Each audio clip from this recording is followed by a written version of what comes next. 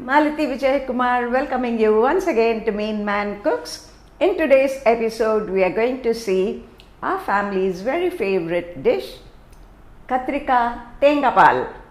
Let's see the ingredients required. Approximately 400 grams of brinjals, milk extracted from half a large coconut, 1 large onion chopped, 2 medium tomatoes chopped for tempering, cinnamon, cloves, star anise, a bay leaf, saunf, a tablespoon of ginger garlic paste, 2 sprigs curry leaves and a few coriander leaves. Salt to taste, 1/4 teaspoon turmeric powder, about 3 to 4 teaspoons of Meen curry chili powder, oil. So now let's light the gas. By the time the onions and tomatoes turn mushy, we can chop our brinjals. We will not chop it ahead of time. We don't want them turning dark. So let's light the gas. The pan is slightly hot. We can add about 3 to 4 spoons of oil.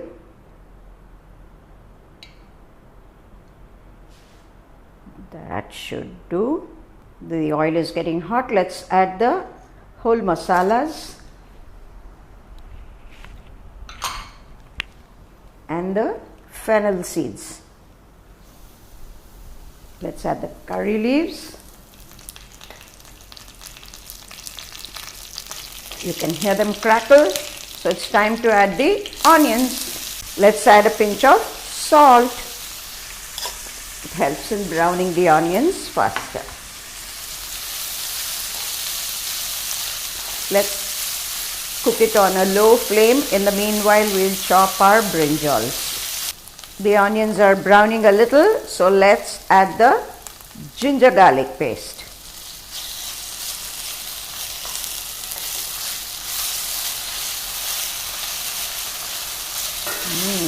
Smells really good. Now that we're not getting the raw smell of the ginger garlic paste, we can add the tomatoes. Cook it on a very low flame. Let's cover and cook for a few minutes so that the onions, tomatoes turn mushy. In the meanwhile, we can cut our brinjals. Remove the stalk. For this, let's slit it now to ensure there are no worms.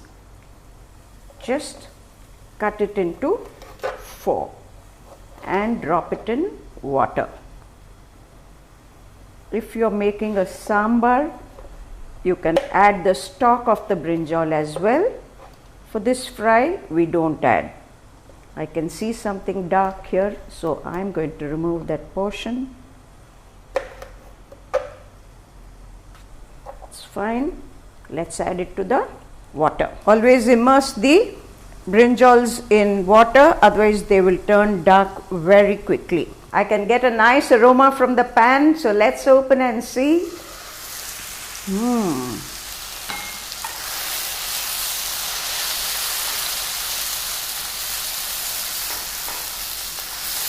No worries about this. Now let's add the brinjals.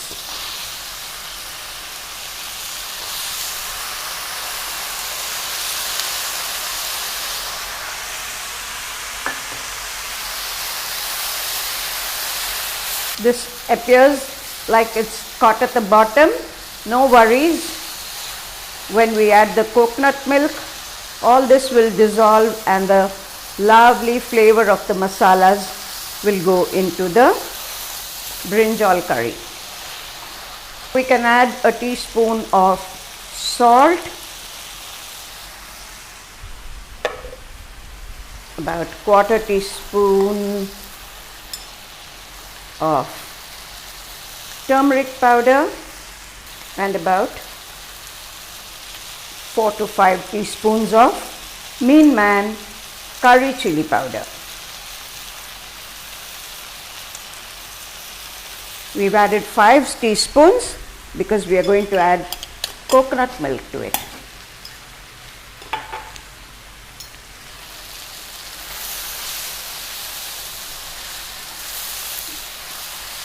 Mix it all thoroughly before adding the coconut milk. All the ingredients have blended well. So now let's add the coconut milk.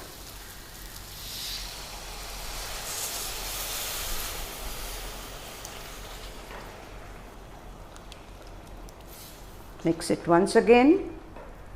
Now I'm able to stir it comfortably. What was sticking, the masala sticking to the pan, has all dissolved into the coconut milk. I cannot show it to you right now. So I'm going to cover and cook it for another 5 to 7 minutes. You can see it nicely boiling. We'll open and give it a stir and cover it again.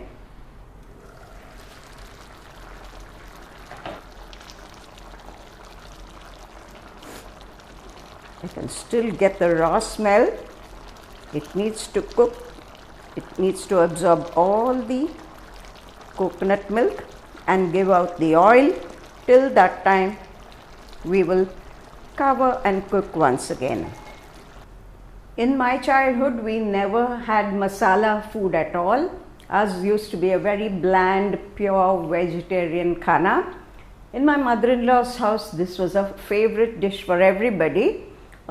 In fact, chicken can be substituted for this brinjal, and that tastes amazing as well. So for all non-veggies, any odd day when you can't afford to eat non-veg for some reason, you can make this brinjal and it tastes as good as chicken. This goes very well with steamed rice, of course. It goes well with your idli, dosa, puri, chapati as well. With steamed rice, you must have some piping hot rasam, and not to forget a couple of papads as well. This is the combination. My late sister-in-law Padma, almost every alternate Saturday, would make this for lunch, and all of us would have a feast. We've covered and cooked it for over 4 minutes. So now let's open and check it out. It's thickened quite a bit. It has to absorb all the coconut milk. From this stage, we can cook in an open pan because all the coconut milk needs to be absorbed by the vegetables. You can check the salt and balance it.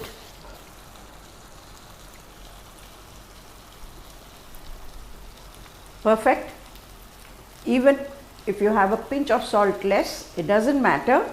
In this dish, you can always add it later if required. Now you can see most of the coconut milk has been absorbed and the oil is oozing out from the sides. I'm sure you're able to see that. The bubbles you see on the sides, nothing but the oil oozing out. From this point, your brinjal requires your full attention. No watching television, no WhatsApping. If you go in for that, you're going to lose your brinjal fry. It will definitely catch at the bottom if you don't stir it continuously. It's almost done. Now you can see, just by moving the ladle up and down, I'm able to remove whatever is sticking. That is because the oil is oozing out of the coconut milk. No more sticking to the pan. If you have nice steaming hot rice, add a spoon of ghee to it and you can eat a horse. Now you can see the oil on the sides, which means it's time to put off your gas. Let's switch it off now. All the ingredients have blended perfectly. You can't really see the onions and the tomatoes as crunchy pieces, but they're all cooked perfectly. I'll feast on it for lunch, but I'll definitely tell you how it tastes.